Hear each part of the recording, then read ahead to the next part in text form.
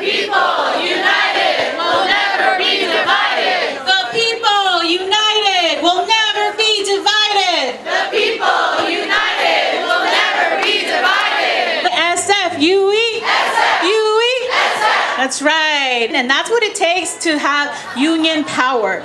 Because us as educators and as workers, we know how to solve the problems that face us, right? The problems that are facing our classrooms and our schools. We know the solutions to fix them. And so please make sure you download these white papers. They are extraordinary. They have a lot of information, and they continue to just highlight the inequities that we're seeing and the district's mismanagement. So thank you so much for sharing that.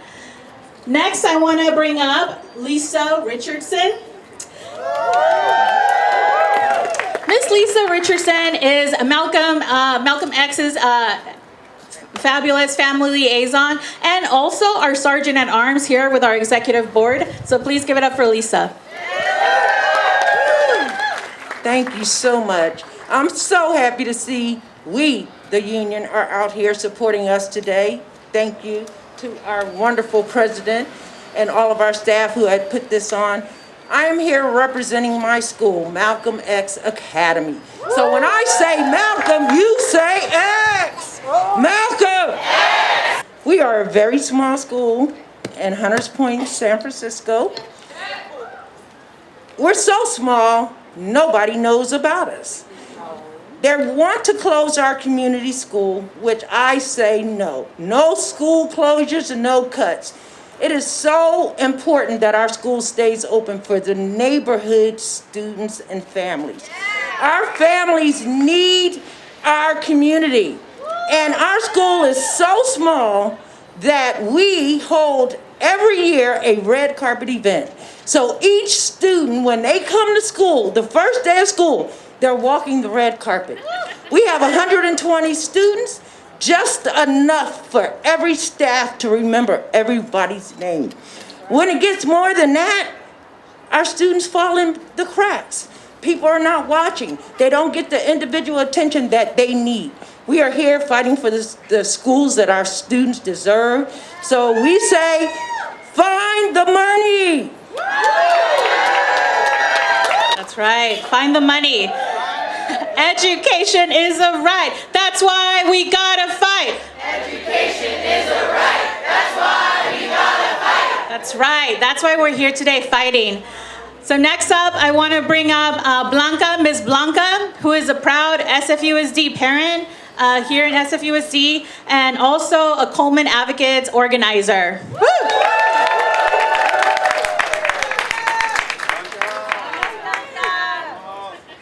Hi, good afternoon. My name is Blanca Catalan. I'm a parent from SFUSD. I have 2 kids in Wallenberg High School, one of the schools that were in the list. They come out. And also I have a student with special education. I'm going to say my comment in my language, Spanish. So voy a hablar en español. Buenas tardes, me llamo Blanca Fabiola Catalán, soy mamá de 2 estudiantes de la escuela Wallenberg y también tengo un hijo de educación especial y estoy aquí porque todo este proceso que el distrito escolar siguió para cerrar las escuelas fue muy traumatizante e injusto para todas nuestras familias. Y ahora estoy aquí porque seguimos en la lucha, debemos de continuar luchando porque ahora quieren recortar más personal en las escuelas, quieren recortar enfermeras, trabajadores sociales, todos ellos son los que apoyan a nuestros estudiantes y a nuestras familias y estoy aquí para decir que debemos continuar unidos y que nos van a escuchar nuestras voces, alzar la voz porque no vamos a dejar que eso suceda para nuestros estudiantes. No nos vamos a quedar callados. Todos nuestros hijos merecen escuelas de alta calidad y también si necesitan más información, acérquense con la Unión de Maestros o con Coleman Advocates de cómo estar organizados y unidos porque unidos somos más fuertes. Escucha, estamos en la lucha. Escucha, estamos en la lucha. The list that came out, the way that it was really harmful for our students and families. And in addition to the way that the school closure list came out, there was also another atrocious proposed plan to make cuts to support services. That's right. And a lot of those services would have been impacting counseling positions, head counseling positions, would mean that the district management team was proposing that school district nurses only do mandated specialized health services, when we know that they provide so much more holistic services to our schools. In case you don't know, in all of our middle and high schools, we have the Wellness Initiative program. Yeah. Shout out to all the nurses and social workers out here today, and our CHOWs, our community health outreach workers. But in our wellness centers, we provide critical services, sensitive services to our students that need it the most. Students that need to talk to a therapist, they need to talk to a nurse about what's going on for them in their personal lives. And so this proposal plan was also making the atrocious recommendation that if a school has 450 students or less, that you would only get a 0.5 school social worker. And we know that that's not the ratio that we use to meet the needs of our students, right? We know that the conditions of living in San Francisco, where the inflation keeps raising, where everything is so expensive, where educators and families are living paycheck to paycheck, make that impossible. And so today, next up, I'm really happy and proud to introduce our next speaker. He is the Board of Ed president and also former teacher and administrator here in SFUSD. Please, and also UESF endorsed candidate for Board of Ed. Please welcome Matt Alexander. Good afternoon, everyone. Thanks, Yahada. As she said, I was actually a UESF member for 10 years. I taught at Balboa High School starting in 1996, going back almost 30 years. Then I taught at June Jordan School for Equity, and I was principal there as well. And it really is an honor to be here with you because, you know, as you all know, public schools are the cornerstone of our democracy. They are fundamental for our families and for our city. And you all, as our educators, are the cornerstone of our public schools. And so thank you for everything you do through all the trauma and difficulty and challenging leadership we've had in the school district. Just thank you for sticking with it and for being the ones who actually make our public schools work. And as other speakers have said, there are some challenging times coming up and some challenging decisions we're going to need to be made, right? We are under state oversight. There is less revenue coming in from the state. That does not mean that we need to slash our schools, right? So I think that is the key. As we move forward trying to make hard decisions, they need to be made with our educators, with our families, with our students, not from the top down, not from some room in 555 Franklin where someone came up with a bunch of brilliant ideas that turns out weren't so brilliant, but actually done with the community. So I just want to give one example. Back in 2021, my first year on the school board, the then superintendent was proposing $60 million worth of cuts to schools. I don't know if folks remember this, but there was a proposal that was coming to the board with massive cuts to schools in order to balance the budget. And so I actually worked with UESF leadership along with some other teachers from the schools, with some students, with some families. And we did an analysis of the budget and said, actually, our central office is really large, and it's grown over the past decade. And actually, the Restructure It Right report that was mentioned earlier summarized a lot of this information. So you can go to that report and get a great analysis of it. But what we did was, we did an external analysis and found that was true. So then I went to Supervisor Hillary Ronan, really grateful to her, and she went to the Board of Supervisors in this building, and they all agreed to the Board of Supervisors did an independent analysis of SFUSD's central office spending. So this was not done by the union, it was not done by the Board of Ed, it was independent. And what they found was that we were spending 27% of our general fund budget on the central office, which, can you imagine?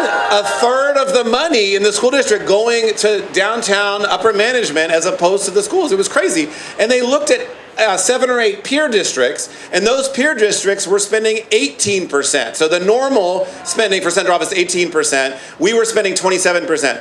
Thanks to that report and the pressure from you all and from UESF, we've now reduced our central office spending to 20%.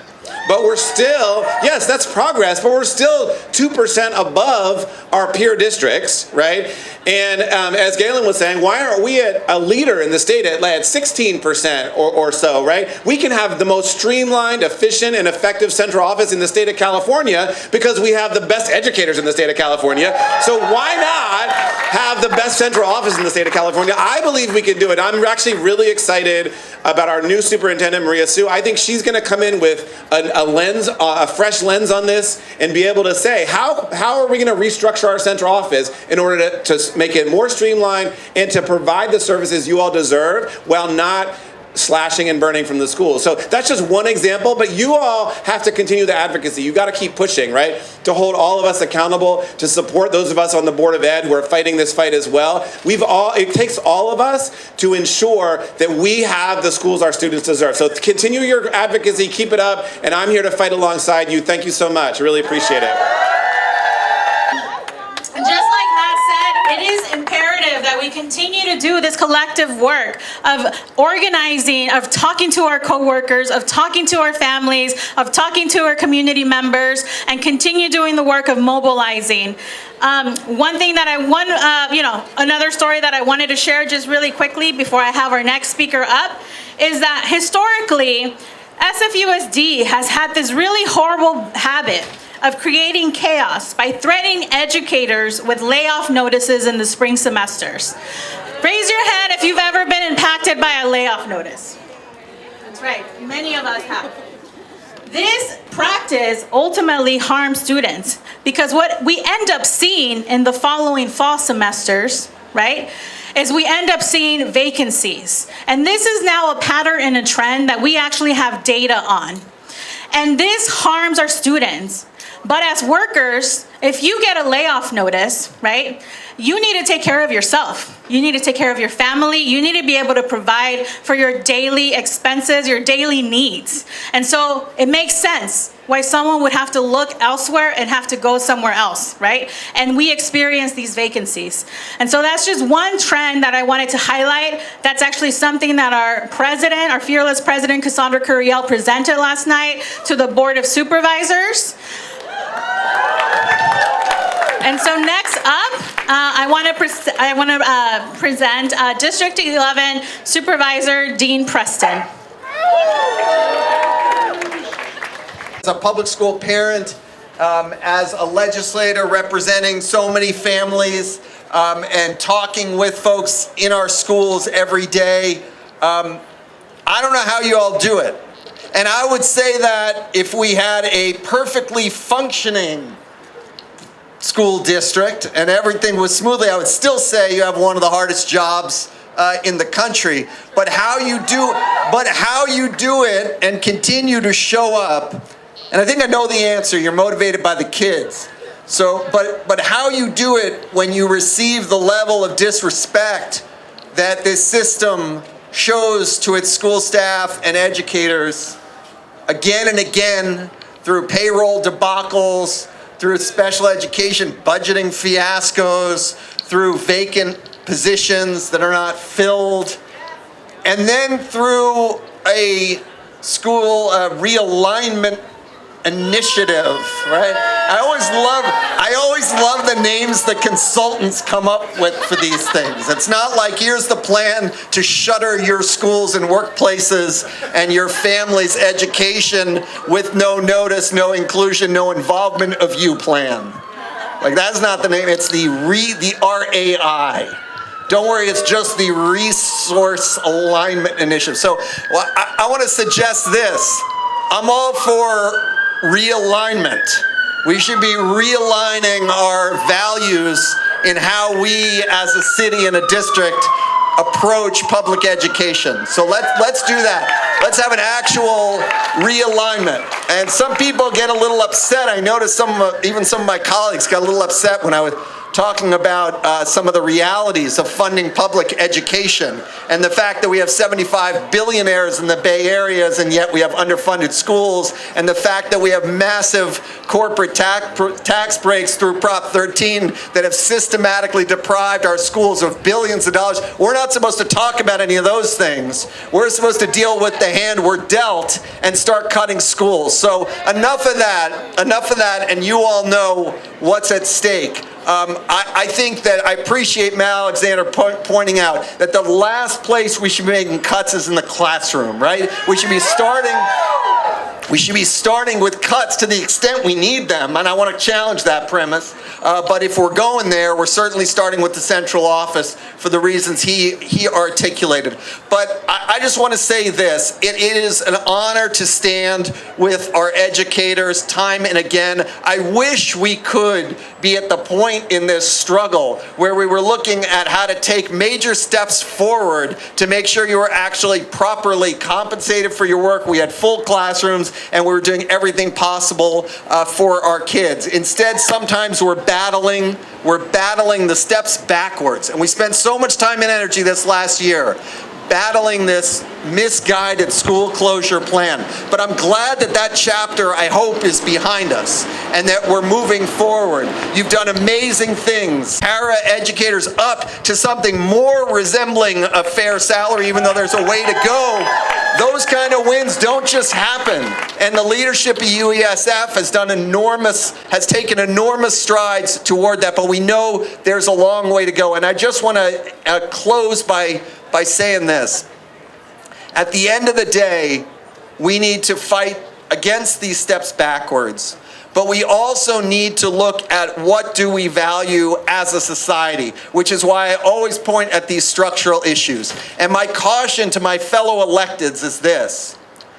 I think we need to move on from the era of symbolic ballot measures and recall campaigns and all this noise, and instead focus on staffing up our schools fully, on a budget that delivers for our educators, school staff, and our families, for dealing with the serious mental health challenges that our students and families are facing, for making sure that no kid in the public schools is living without a home, homeless families, that we address that we make sure that no educator is getting evicted or is homeless themselves.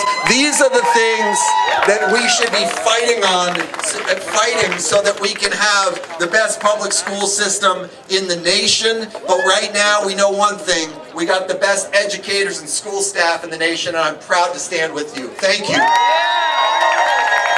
There ain't no power like the power of the union, because the power of the union don't stop. There ain't no power like the power of the union, because the power of the union don't stop. There ain't no power like the power of the union, because the power of the union don't stop. That's right. And I'm really happy that Supervisor Preston mentioned the great work that we have done in our negotiations. As you may have remembered, our big bargaining team, we walked away with a wonderful contract, one where we were fighting for, and we won equitable and meaningful raises for all. And so I just want to remind you all to check out our social media pages to make sure that you check out our contract cafe near you in your region. Yes, we just had our first one last night, which I forgot was last night because I thought it was like 3 days ago, but it was actually last night in Region 1, and they were wonderful. In our contract cafes, we are interviewing our coworkers. We're interviewing all of you to listen to what you want to see in the next contract, to hear about your current working conditions, and the interviews so far have been truly amazing, and it gives us, your bargaining team, the confidence to be able to walk and, be at the table. But just a reminder that our contracts are not won just at the table, they're won in the streets, right? Yes, and that's why we embrace bargainizing here in UESF.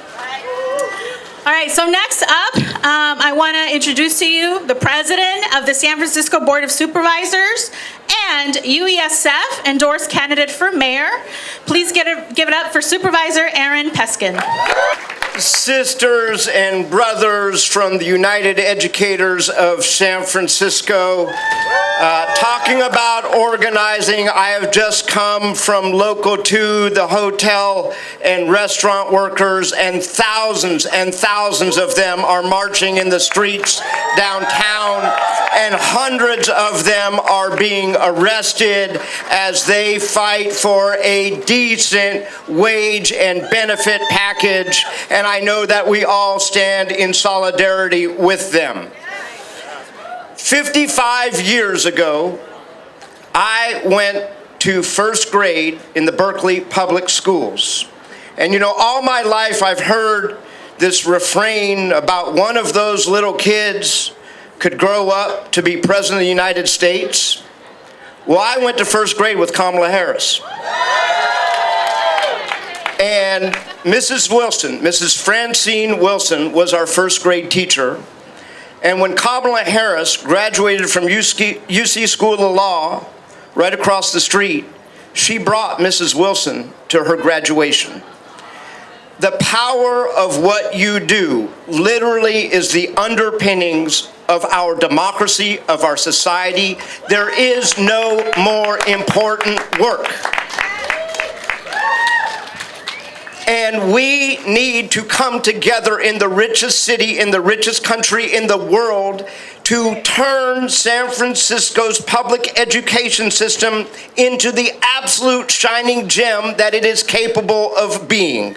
And this city and this county need to partner with United Educators, with the central offices, with the superintendents, with the paras, with SEIU, with the students, with their parents and their families, with the philanthropic community, with civic leaders, to turn San Francisco Unified School District into the marvel that it is capable of being, the marvel of the schools that I grew up in.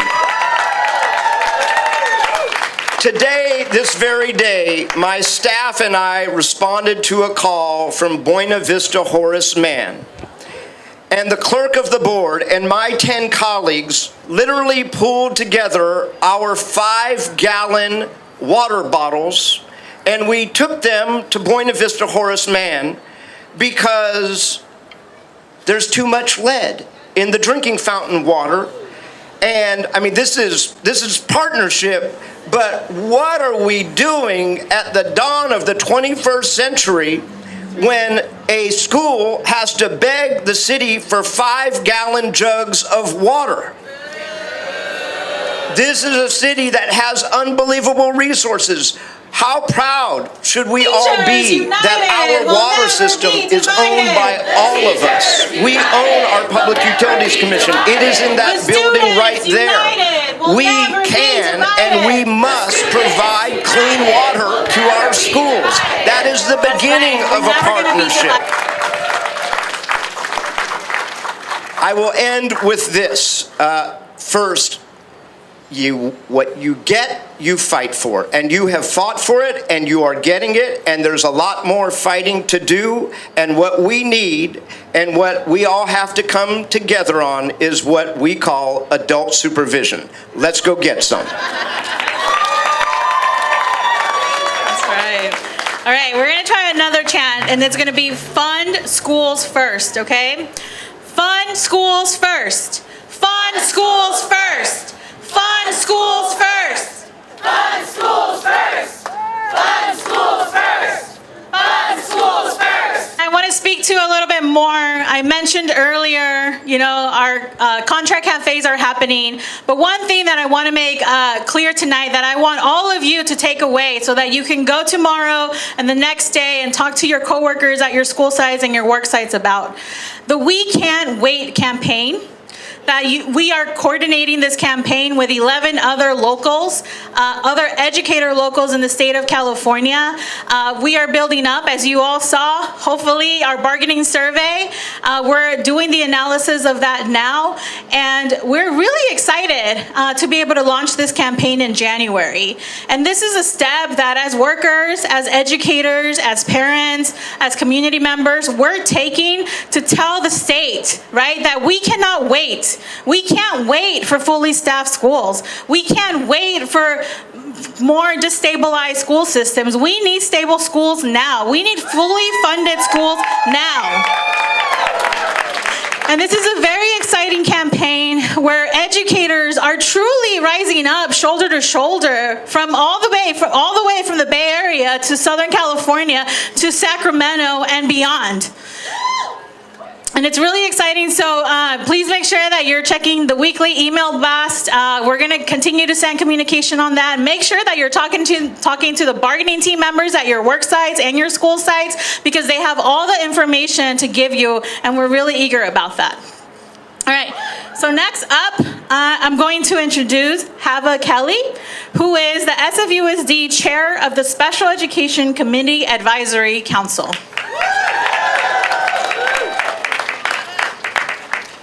So first I want to say that I'm very nervous. So forgive me. Okay. Yes, I am a solo parent of a child with multiple disabilities. Before I start, I want to do a shout out to 2 reforms I'm hoping will happen one day. We need to reform Prop 13, and we need to fully fund IDEA. I am a special education parent.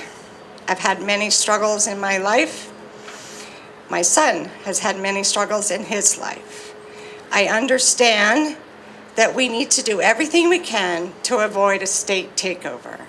I understand that we need to right-size the budget, but we cannot do it on the backs of our students and our educators. I want people to understand that closing schools impacts all students, but especially students with disabilities. And frankly, we cannot take any more setbacks, period. End of story. Right now, especially in special education, we need more, not less. We need more social workers. For example, in Diane Feinstein, there is a SOAR program. They have not had a social worker. It's going on 3 years. Due to the hiring freeze, they made a decision because there was a vacancy not to fill that specific vacancy at that school. We need more paras and support staff. We need more math and literacy interventionists that can support our students. We need more bilingual special education educators that is a specialty, and we need more, not less. We need to expand inclusive programming, such as we would like to see an expansion of co-teaching models, co-training, co-lesson planning, co-mentoring, additional support for our educators so they can support our collective children. We need more wraparound services and mental health supports. We simply need more, not less. We need to expand our teacher pathway programs and support our emergency credentialed staff so they can become credentialed and continue supporting our families and children. We need more, not less. So yes, we are facing a significant challenge in this district, but we must find a way. We must find a way to work together and find a path forward to ensure that every single student, every teacher, every classroom, and every single school across this district has the resources that they need to provide our collective children and students an excellent education and a safe, supportive, and inclusive environment. We can do it. We have to work together. Thank you so much, Hava. And I agree with everything she just said. Public education should be treated as a human right. Yes. And next, I'm also excited to introduce Executive Board Member and Willie Brown Reading Specialist, Michelle Cody.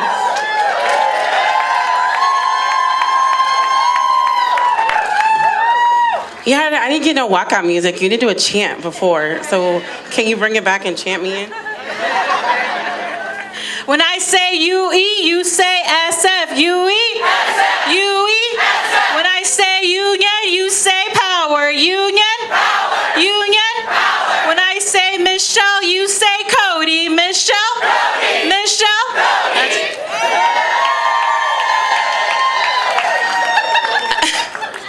You know, all my life, I've always wanted walkout music.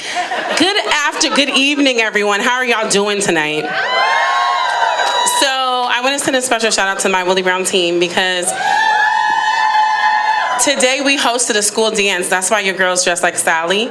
Our theme was A Nightmare Before Christmas. And we cleaned up so fast to come here to stand in solidarity with our siblings because it's super important. Now, I am a literacy teacher, former math teacher, always a math teacher, I believe math teacher, but I'm going to tell you a little story. I want to take you back to last year.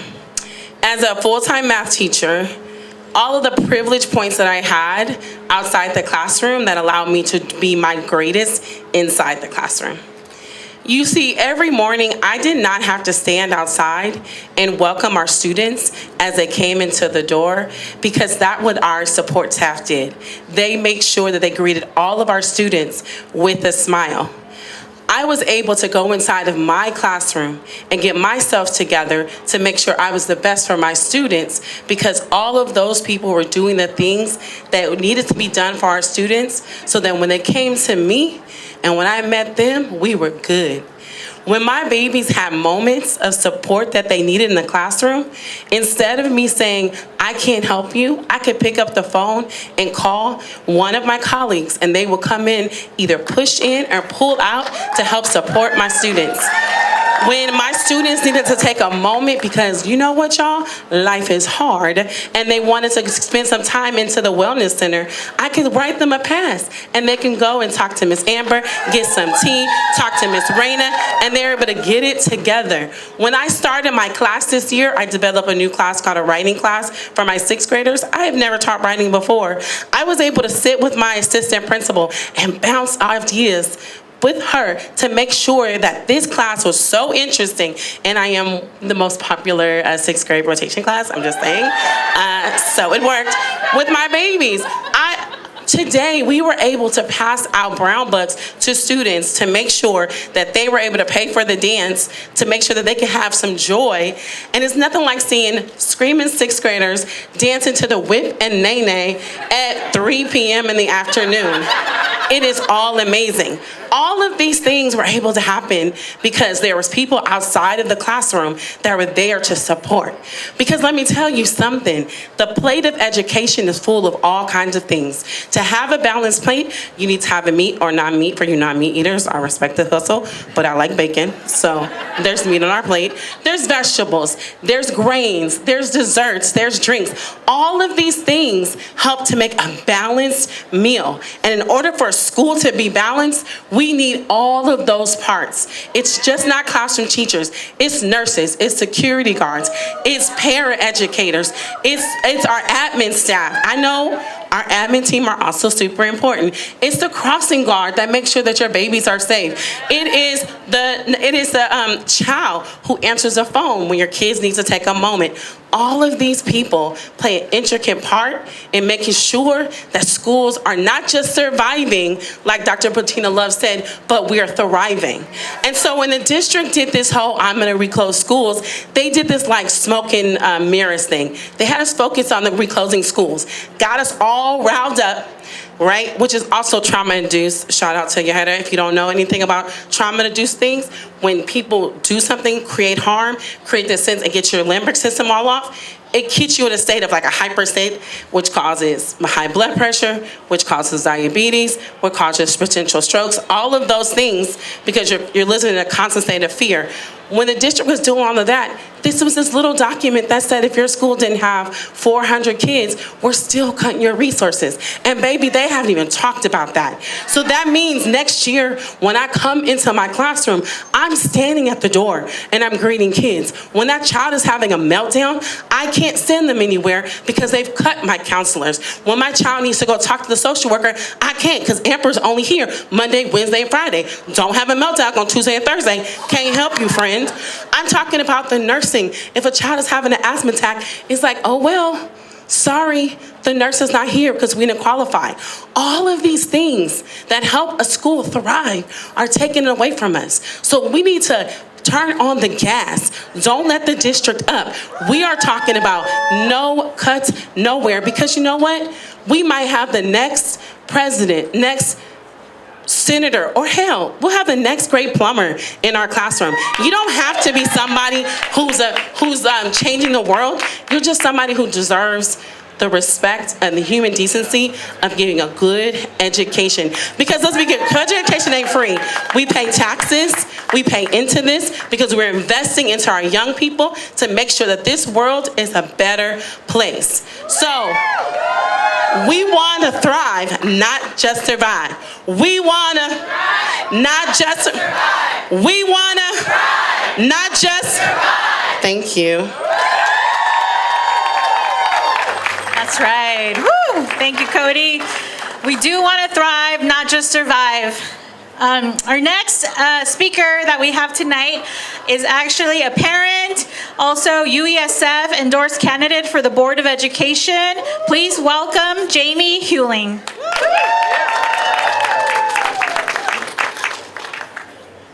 Hello, my name is Jamie Hewling, and it is a beautiful evening to be standing with educators. I'm a fellow public servant and public sector union member, IFPTE Local 21. And I'm a proud SFUSD parent. My son is getting an amazing education because of you, because of your hard work. I recently read a Chronicle article, FAQ, and the very last question was, when are we going to hear some good news about SFUSD? And I want to tell the media that's covering this, and I want to tell all of the potential parents and all of the potential educators who are thinking about coming to SFUSD, that there is good news happening in our schools and our classrooms every day because of our educators. My son is learning how to read in English and Spanish because of our educators. He is getting environmental education in a garden program because of our educators. He is in a safe and inclusive environment because of our amazing educators. We have dance, we have libraries, and we do not have enough. We need more, and we need to do more at the district to support our educators and our schools and our students. You all do amazing work, and we need a district that is going to support you in doing that work instead of getting in your way. We can't be holding up your paychecks. We can't be holding up your credentials. We can't be not returning your calls when you need something. And UESF has done something really amazing in this election.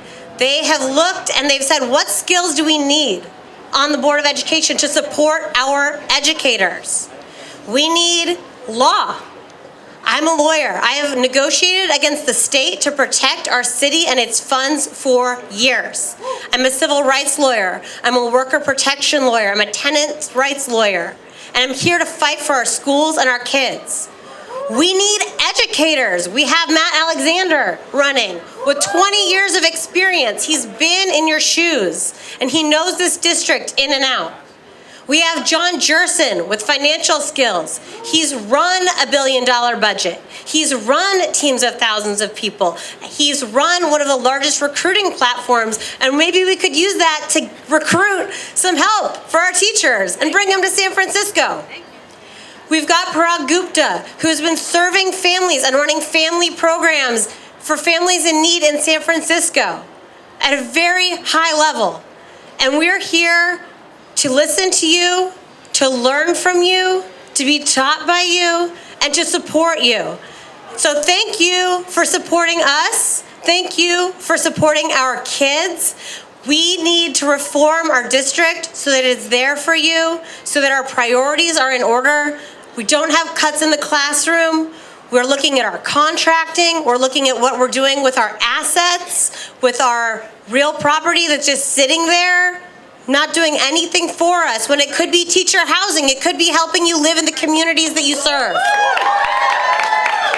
So that's what we can do when we have a Board of Education that is aligned, that is able to work together, that's not making our schools a political football, because we got to put kids and schools and educators first. So thank you for putting us first, and this city is ready to put you first. That's right.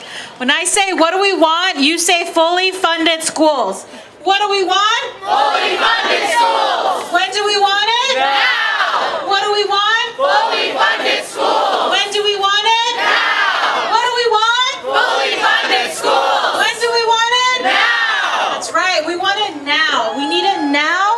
Our students cannot wait. We need fully funded classrooms. We need to make sure that our students feel safe and confident and know that they have the consistency at their school sites, that we start off the school years with 0 vacancies. That's right. Yes. All right. Next, I would like to introduce District 11, the real District 11 supervisor this time. And UESF endorsed candidate for mayor, Supervisor Asha Safai. All right, all right. You guys ready to fight? Yeah! Are you ready to fight? Yeah! We will fight for our schools every single day. We will fight for our children, our educators, and strong public schools in San Francisco. I just had the honor of going to election night at MLK Middle School. It was so cool. They came in, the kids actually went kind of crazy. I felt like a rock star. They took me over to their presentation board. They asked me questions about myself, and then I went around and saw propositions and got to meet Miss M, the history teacher there, who's doing amazing, amazing work. Those are the kind of nights, those are the kind of activities that more people need to see in our public schools. There was so much enthusiasm, so much engagement. I could barely move. I literally could barely move in the school. And I'll just say, you know, it's thanks to the leadership of UESF. Thank you to all of you that worked with us to shine a light on some of the shortcomings that have happened over the last 6 months and the last couple years. When I found out that the Citizen Advisory Committee, the Special Ed Department, had asked for a $60 million increase in April, and all of a sudden that money was taken out of the budget without anyone knowing. Without anyone knowing. In fact, I think the law was broken. Absolutely. And here we are, we're down 252 positions, 150 of them are paras, and most importantly, anywhere between 1,500 and 2,000 kids and families are not being served for their IEPs and not getting the services that they deserve. So I just want to say, I want to give a big shout out to my colleague, Matt Alexander, who has done a tremendous, tremendous job. Really and truly, he stayed like this, calm, cool, and collected during these last couple of months. And we have a new superintendent. I'm committed to working with the leadership of UESF and all of you to make sure we get this right. Because if you want to start talking about downsizing or merging or closures or any of that stuff, there needs to be a robust process of looking at the central office first. Let's talk about the amount of bloat that's in the central office. Let's talk about cuts that need to be made before we start talking about closing and merging schools. Right? Are you with me? All right, well, I'll be with you every step of the way. I stand in solidarity with you, and I am so honored to have your endorsement for mayor. Thank you very much. All right, and as we come to an end, in a little bit, not yet, I want to remind you all of two very important things coming up for UESF members. The first one is, again, our contract cafes that are happening in one of, a region near you. Please make sure to check out our social media accounts so you have all the information for that. The second event is actually our co-political education series. Woo! Our third session will be held on November 13th at 727 Golden Gate Avenue. The entrance is actually on McAllister, so it's pretty close by. And these series have been really, really critical and important because as workers, as educators, it's important for us to understand, right? Where does the sentiment, the spirit of struggle come from, right? It's important for us to be politically oriented to the current political conditions that we are, facing, but then also to understand historically what has happened, what can we learn, how can we consolidate those lessons, right? And to be equipped and able to fight. So, because I do believe that we're gonna fight and we're gonna win. I believe that we're gonna win. So, last but certainly not least is our fearless president, Cassandra Curiel. All right, hey everybody. So everything that folks have touched on tonight is really, really, really important. But I'm gonna leave you with things to take home. Not necessarily homework, but it's encouraged. Okay, especially your Friday evening news blast reading homework, right, at some point. I'm glad that we're in that ritual because we do try and put all of the information in places and spaces for you to be able to access. I see a lot of different sites here, sites that were impacted by the list, folks that I met as they were ramping up to defend their school communities, and other sites that came out in solidarity. Willie Brown and Viz Valley Middle School came out. My people, I love you. Right, but why is everybody concerned over those schools, right? The list being 10. Why is everybody upset? Because we don't live and work and breathe in one singular location. We're an entire school system which should operate like an ecosystem within the environment of San Francisco, which should all be working together as well. That's how this works.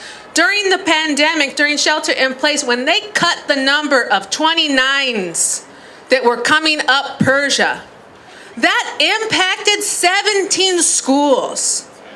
And they were rushing back from shelter in place to get us to this spot, and our students and our members weren't able to get to work on time because of the underfunded Muni system, the lines that they had cut in the frequency.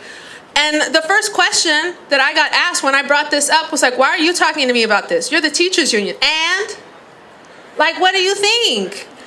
Our entire system relies on every other system being fully functioning.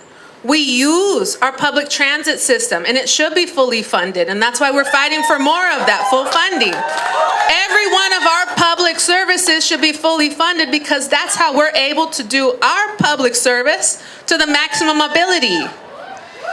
I'm telling you. So look, here's the fight ahead of time. We know that this was a pause, and I want to put a big, bolded, italics, 36-point font, pause. That's the word pause, okay?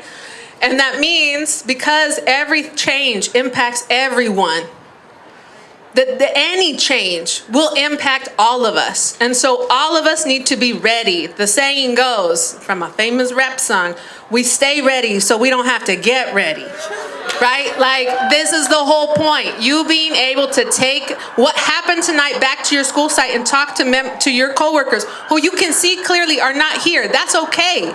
But you have to be having these conversations at your school sites and with your school communities so that they know, why are we going to get ramped up about this? They would in any other circumstance, like Matt mentioned, from 2021, try and run school closures in the dark of night. We ran our first huge rally outside of Civic Center that first time when they tried to cut JORTC. Right? When they tried to cut programming to our students, and we fought that back. They are going to continue to try and push these unless they meet resistance, and we are the resistance. We have to educate and include all of our community members so they can all be involved in the fights, because we don't want to find out after the fact. What Michelle Cody was talking about is real. It wasn't an either-or proposal. It wasn't either we close schools or else we will cut. They are planning to do that anyway, unless our new superintendent takes a change of direction, which she has every opportunity to do, right? And also changing out who in there wrote that damn plan. Just saying. Right? Like all of that has to happen because those cuts don't make it so that our students who are attending every day get the services, but it also, disincentivizes other families who want to send their kids to public schools to show them that they're not going to be invested in. Who says that? Who puts that on a slide deck and goes, nah, like it's cool, right? Well, we're stuck at our school sites trying and doing the most to give our students the most that we can give them, and knowing that our district is planning on doing less, right? We can't be doing that. So this is why we're playing the long game. Like, we got to stay ready so we don't have to get ready. That's number one on this one. I saw you drooling, right? I know that that's happening. And we're headed into a contract fight that has a long game approach. We are playing the long game. We are very, very invested in ensuring that multiple of the things that people used to say used to be controversial, that shit isn't controversial. It's not controversial. We need to have a fully funded public education system. California has 1 in every 8 children in the United States. 1 in every 8 children in the United States lives in our state. And we have the 36th funded education system in the country. Number 36. And guys, I hate to break it to you, but that's the good news, because pre-COVID we were in the 40s. What the F? We're number 30. We're not even in the top 10. And when we talk about this, we say this a lot because it's real, that if we were our own country, we'd be the 5th largest economy in the world. The 5th largest economy in the world isn't even funding its public school system in the top 10. What? So we have to hold everybody accountable. We're going into this contract fight with our district, and we will win because that's what we do, right? And with the reality that the district gets the money from the bucket that they have. We need that bucket to be much bigger. We need the state of California to start fully funding our schools. And that's why we're doing the We Can't Wait campaign with every other large local in the state. We are moving with 1/5 of the educator workforce in the entire state to pressure them to fully fund our public education system, because that's what our districts need so that we can keep working on thriving schools. Thank you, Michelle. Thriving schools. We want fully funded, fully staffed schools so that the families of SF, many more of whom have opted out for their own personal choices because it's their children, right? The enrollment center is trash, not the workers in it. We love SEIU 1021, way to go. Yes. But how do we have for decades an enrollment system called a lottery? Yo, that's for 18 and up. It's gambling. Not with people's kids. We need to have the kind of confidence in our district and in our schools so that families know that's a fully funded school system. I am for sure going to walk my child to that school, right? And we're going to be there to teach them. And so I know I'm going to be on that line with you all, and you're going to stay ready so you don't have to get ready, but you are going to go to school tomorrow and get the rest of your colleagues ready, right? Yes, yes. Munadil Herzallah. I'm an educator at high schools in the USF San Francisco Unified School District. And this I'm issue, a proud member of the union, United Educators of San Francisco.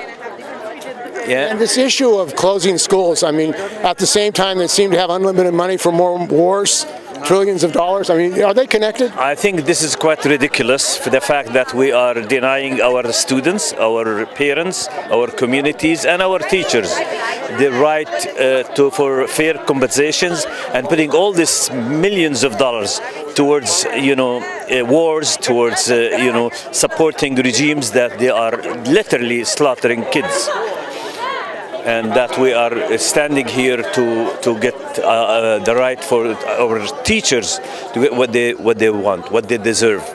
It's like we will stand up against closing schools and denying essential resources for schools. You know, you can't even imagine the fact that, as we heard today in the program, that some schools suffer from not clean water, and that's I mean, we say that the U.S. is the most powerful government in the face of the earth, and we don't have a clean water. That's ridiculous. In the same time, we take that resources and give it to regimes who are like occupying lands and military occupation, like we are seeing in Palestine. And we need to redirect all these resources towards where it belongs, to the students, to the schools, and to the communities. And you have over 50 billionaires in San Francisco, and yet they say they can't have public education. Community colleges under attack. UC students, you have to spend so much money to go to school with privatization. Is this part of what capitalists are doing in just public education? Well, this is why we're here. This is the actions like this is the fact that we're communities, unions, students and teachers together and stand back against this. This is, unfair. We need to have really a community and a society that stand with each other. And if the billionaires in San Francisco or elsewhere for that matter, to pay fair taxes as much as their income, will be a much better situation. That could be solved very quickly. With 150 billion, these people are massive wealth. Our schools will be in a much better situation. I think that our speaker spoke very well for all of us. It's about keeping the cuts as far away from the students and the folks who are working with the students as possible. It's continuing to fight for what we all deserve. And what school are you at? I actually am one of the officers with UESF. I'm one of the vice presidents. And San Francisco is a rich city. You have over 50 billionaires. What's going on that we can't really have great public schools in San Francisco? That is a great question, and I would love to hear that answer. The state has taken over the schools. Tony Thurmond, I mean, where do you think that is? Because in Oakland, they're also threatening to close schools in Oakland. Do you think it's a systemic problem that, the schools are not being funded enough, so the result is they're trying to close, particularly schools in black working class neighborhoods like Malcolm X Academy? Well, first let's be clear that there is not a state takeover that has happened yet. They're involved, but they have not taken over SFUSD. I do believe that we're moving in the right direction to make sure that does not happen here in San Francisco. And with us continue to advocate, not just us here at UESF, but also the greater community, the communities in the southeast side of San Francisco, where schools like Malcolm X are at, with our families that are there and the community partners. I think that we will continue to keep these schools open quite honestly. FCMAT has been used to kind of coerce budget cuts. Do you think that agency should be investigated? Because it seems in Inglewood they closed public schools and kept the charters. Is that a concern of you, that if they do try to close schools, they keep the charters open and money's continuing to go to charters? I believe that the city is going to do what's best for all of its educators and for all of its children and families. And if things need to be investigated, then they'll be able to take care of those things. I'm Lisa Richardson from Malcolm X Academy. I am the family liaison at Malcolm X. I love my school. We are fighting for no school closures and no cuts. We need every dime to make that school operate at the fullest capacity. San Francisco Unified School District know that they can afford to keep all of our small schools open because their budget is not as high as some of the other ones. Small schools are important because it gives the kids a sense of community. The individual treatment. Absolutely, absolutely. Individual treatment. We get to know our kids every day on a personal level because it is a small school and we get to see each and every one of their faces and know their names. And this is not the first time that Malcolm X has been threatened with closure. Why don't you talk about some of that history? Unfortunately, I wish our historian was here, but I've heard that this is the third time they've gone after Malcolm X. Each time we have fought to keep the school open, each time it's been successful, and we're going to continue to keep that school open by any means necessary, And the KIPP school next door, they sued the school district to take over rooms. What's going on with that? Unfortunately, I can't speak about that because when I came on board, Kip had just left. So I don't. So they're no longer there? No, they're gone. They're gone. Yes, they've moved on, but yeah, so I can't speak on Kip. How does it feel being in a city with all this wealth, over 50 billionaires? There's so much wealth in San Francisco, yet they're saying to kids, particularly black, poor, working class kids, you're not going to get a great education. And private schools are growing. There's still charter schools. It feels like we've been underrepresented just like this all of our lives. We have been put in the past, looked past, and I feel like now it's time for us to stand up and fight for our rights. We're not going back. And I know the kids at Malcolm X want to make it a great school, the teachers, and actually the smaller schools are better for education, aren't they? I feel that way. I feel like this. If you have less than 120 kids, you get to know every one of their names because a person can remember at least 120 names. So each one of our kids know us by name and we know them by name. And that's better. And they also talked here about health problems, having social workers, having people to really help the kids, particularly those that are under stress and pressure. Absolutely. After COVID, so many of our families have experienced trauma, real trauma, loss of jobs, loss of income, homelessness, not able to feed their students. With a small community school, we have a food bank. We have, we're able to feed some of our families. We have folks donating. I was taking food to families during the pandemic, helping them out. It is not as easy for some of our families because we don't have the adequate things that we need in that neighborhood because we're left behind. So you're going to fight to keep the school open? Absolutely. By any means necessary, Malcolm X says, by any means necessary. By any means necessary, we pledge to stay open. My name is Nick. And you're here today at a rally for the teachers at SFUSD. What are the issues that concern you about what's happening with education and the schools in San Francisco? As a San Francisco educator and as an educator in general, one of the issues that most disturbs me is the constant tendency to try to balance the budget on the backs of students instead of where things could be cut, like higher up in the administration or maybe on looking at the number of consultants that are hired. And the privatization, is that a concern of you? For me individually, and I would say collectively as a system, it absolutely is an enormous concern because one of the biggest issues that happens is there's always the tendency to say, oh, let's save money, and it's always wanting to privatize, always wanting to put things there, oh, let's get contractors in, let's do this, and it's cheaper in the short run, but not really, and then in the long run it costs so much more. When you have privatization, because a privatization leads to profit motive, which leads to exploitation. The commodification of schools. Absolutely. And charters are a concern of yours? Yeah, I do have to say that charter schools are a concern of mine because I feel that largely the charter school miracle is kind of failed. I feel like the whole point of charters, what they were supposed to do was they're supposed to show us new ways that we could then revitalize the public school system. We're supposed to bring those traditions back in, but unfortunately, largely what charters seem to do is they instead just replicate a public school system on a smaller scale, and therefore it's much more inefficient because you have to have a head, and you have to have people to promote the charter, and you have to have their particular angle. So I feel the charter school system is not necessarily good. And the billionaires, of course, are giving money to charters to make money on charters. Oh, that's one of the biggest things. Whenever I talk to people about it, I'm like, can I say piracy? I don't know. I'm like, I don't support Netflix because Reed Hastings supports charter schools, for example. Yeah, like good old Jeff Bezos. He's billionaires very much love to dump money in the charter system. Billionaires very much love to support their charter system because billionaires don't like public education because it's a loss leader, it's a money loser, but also because in public schools you can work to teach children things like, hey, you're a worker.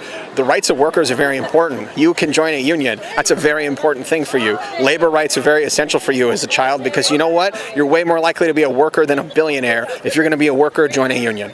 And you have a hat, class war, veteran. What does that mean?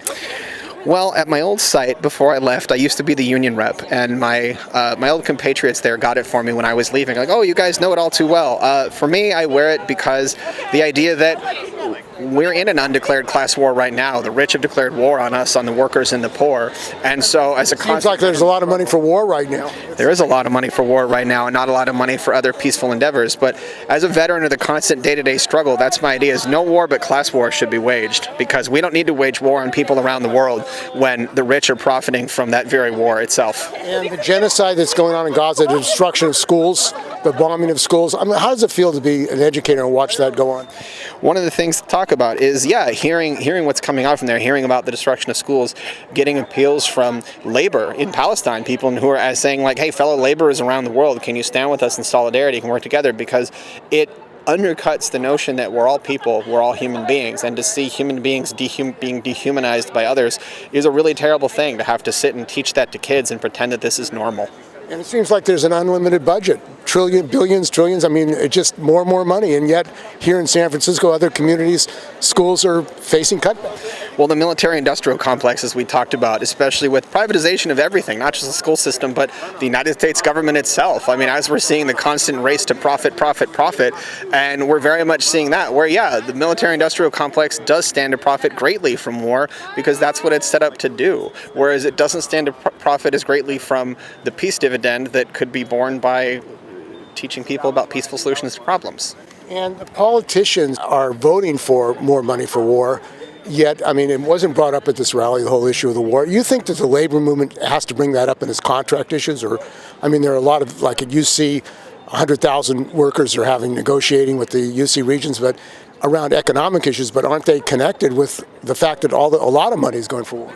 I mean, all the issues are intrinsically connected to each other. But I very much feel, again, not speaking as a representative of my union, but only as an individual.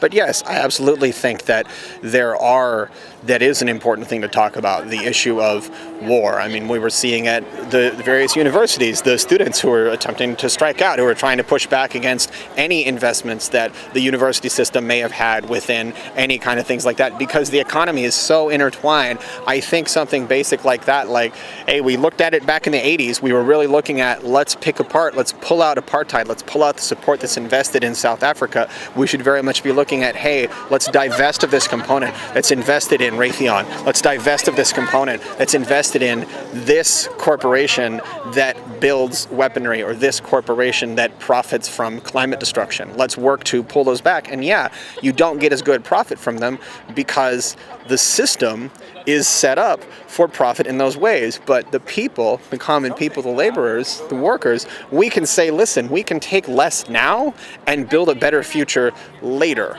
We can be building towards a future together where we don't have to be slaves, we don't have to be chewed up by the machine and spit out so that they can profit. So absolutely, I think war is an important issue we need to be talking about in labor contracts on where is the money going. One of the most significant issues, and the first I would like to point out that I unfortunately made this on a Post box, which is not printed union. I would have made it on a General Mills box, but I'm not done emptying the Rice Krispies yet. They are union made, so I like to buy those. My sign says, Madam Mayor, release your secret closure list, because one of the significant issues that happened was one of the reasons why was the nail in the coffin, why the superintendent was squeezed out, was because he released the list of schools that were to be closed before the election, but it was communicated that he and the mayor was unhappy because he released a list that was different than the list that she had already been told. So I would like to know what schools are on that list, what schools were on the mayor's list, because sunshine being the best disinfectant, I'd just like to know what schools were on the list that she received, because that seems as if we shouldn't be keeping anything secret from the people, like schools you're going to close, the way the superintendent phrased it to parents, because as a school employee, the superintendent sends emails and we receive them and the parents receive the same emails. But when the superintendent says something to parents, many times parents are like, oh, whatever the school district says, of course. But it's not of course. There's an entire process for how school closures are going to happen, and that wasn't well outlined in that email that he sent out to parents. And he bungled the list, and they sent out the wrong list, and then they had to amend that later, and then they sent out an email that was meant for one school to the entire school district, and it was cavalcade after cavalcade. He tripped over his feet repeatedly. there. And the fact that the list was released before the election, yeah, and there were protests at schools in Chinatown and others, you think that had an effect that they were concerned that people would say, we're not going to support you politically? As you know, she's supported by billionaires. Oh, yeah. You've got all these billionaires in San Francisco spending millions and millions of dollars for their candidates to basically further privatization. Oh, I didn't even talk about my thoughts in the mayoral race yet. Yes, I absolutely think that that is one of the reasons why the wedge was driven, because originally this list was supposed to come out earlier. This list was supposed to come out in the summer, and then it was supposed to come out in August, and then it was supposed to come out in September. Like, the list was supposed to come out. So I don't know what kind of dealings happened. I don't know what happened to lead the list keep getting kicked further and further down, but then released at such an inopportune time, and then for this to happen. So yes, I definitely think there's some behind the scenes shenanigans that occurred. Yeah, because she's supported by, she loves to talk about her bona fides of how she's always been a renter and all these things. She loves to talk herself up. But yeah, as you say, she's accepting millions of dollars in her hand to fundraise for these billionaires. Billionaires are flooding the money. I mean, for Farrell, for Lurie, for Breed, they're taking so much cash in for this election. And yeah, it's one of the things, like, most of the people, most of the major names, like 3 of the 5 major names are running to the right in this mayoral election. And then there's 2 people who are running vaguely center left. And one of the biggest issues is, yeah, there's a lot of cash that's getting kicked around here. So I absolutely think that what happened with the superintendent, I absolutely think that one of the reasons why the mayor was so willing to withdraw her support so quickly was because somebody bungled, and the list that they finally couldn't hold it off any longer had to get put out, and then it turned out, oh, this was the wrong list. You should have held it until after the election. And we're facing an election in a few days. There's the danger of fascism. There's a fascist movement growing in this country. How are unions confronting that? Because, as you know, most unions are giving millions of dollars to Harris. They're saying that Harris and the Democrats will solve the problem. If Trump becomes president, are working people prepared in this country? I mean, Harris and the Democrats aren't really going to solve the problem either, unless the Democratic Party needs to remember what it was like when it was the party of Roosevelt. The Democratic Party needs to remember, like, oh, we can support working people, because when you support material improvements for people, people will vote for you. When you support material improvements for people's lives, even more importantly, their lives get better. So the Democratic Party needs to remember that it's not owed fealty by anyone. It doesn't deserve people's votes just because it's the Democratic Party. And yeah, it's interesting to see, as we're coming out, getting closer to the election, to see that, oh, well, we're going to vote for Trump, we're going to vote for this. But no, Harris isn't going to fix the system intrinsically, because the system is incumbent within capitalism. It's not really ensconced within any particular person. We're seeing rising fascism. We've seen rising fascist tendencies for years, because as we've been underfunding public education and critical thinking skills for the past 50 years, it's led to that and the decline in material improvements, slow chipping away at the improvements of the New Deal that have allowed the historic gains of the working class to be suppressed. Various things that happened in the 80s, in the 90s, like the elimination of various provisions that allowed investment banks to also then get into the housing market. Basically, everything that has changed, everything that's gone to chip away at the gains that were made during the New Deal that were meant to prevent the Great Depression, we're seeing the replication of similar conditions, and people are really upset. So what we need to do is we absolutely need to be worried about, hey, let's be proffering solidarity, like direct action to our fellow workers. Let's offer direct action.